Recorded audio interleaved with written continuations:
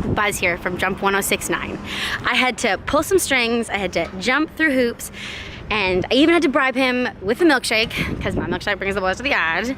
But I am off to interview a former CFL player for the Toronto Argonauts, a former member of the Canadian Bobsled Team, Nick Carriere, aka Nick.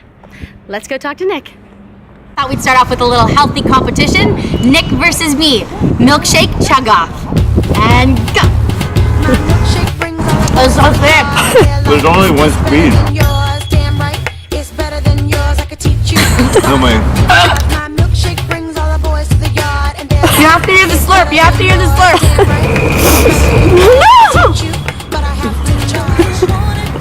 I was a close second. Like, not bad. Not bad. As our viewers know, Nick is a former CFL Toronto Argonauts player, and he's also a former member of the Canadian Bobsled Team. Nick, bobsledding versus football. Which do you prefer? Bobsled. When did you actually start practicing the bobsled? Bobsled. Actually, let's start off. Is it bobsledding, bobsleigh? The people in the know say bobsleigh. Bobsleigh. And the people outside the circle say bobsled. If I want to fit in, I should start saying bobsleigh. With the GH at the end. So when did you start doing bobsleigh? Yep. Okay. It was 2012. And how did you pick bobsleigh?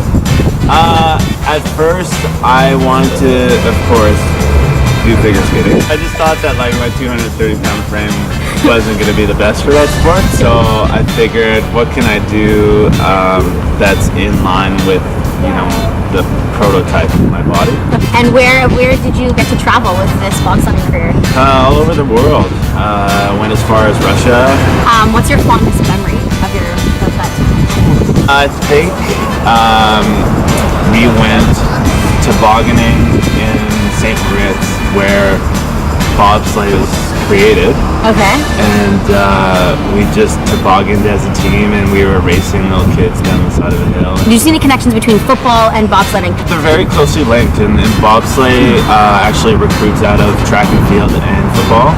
The similarities, like sprinting, it's very, very just powerful explosiveness. Yeah. Short duration, and then you're lucky to just kind of get to sit in the sled after. So. Yeah. Did you ever go through any serious crashes, witness anything? Yeah, I crashed twice. Yeah. With two different pilots. Both very different experiences. You just try to stay calm, and it's funny the things that you think about in those moments. I just remember my first crash thinking like, we're on TV, my mom's gonna see this. Yeah. I hope she's not watching. You know. Well, what do you think is like the most important part of the race? For push athletes, obviously, I mean, we do about 4 or 5 seconds of work, and that's it. Stay as still as possible without jerking too much, because that could put the sled. It could put the sled into a skid. So 4 or 5 seconds of hard pushing, and then stay still. Yeah. Nice. Okay, we're gonna play a game. Nick in the hot seat. I'm ready. Okay, favorite color? Green. Favorite movie? I'm trying to like. Favorite beer? Beyond the Pale Pink Fuzz. Yeah. Favorite restaurant in Ottawa? One of the barbecue houses. Oh, Union 613. Go-to party trick? I can catch an apple with my mouth. With my teeth. Bite it out of the air. So if I throw an apple to you? I can catch it with my teeth. Guys, does anybody have an apple around here? Favorite fashion icon? Someone from Duck Dynasty. There you go. Here, somebody you look up to.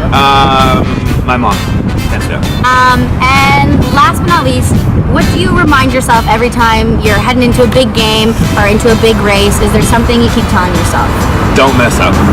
Okay, good. Did you hear that, kids? Don't mess up. Thank you so much, Nick, for taking the time to talk to me. Before you head out, any chance you can sign my football? Yeah. Thanks. I was gonna bring my bobsled, but Westboro, you have 1 hour parking, you know? There you go. Thank you so much. Okay. This is Buzz, Jump 1069. Thanks for having me.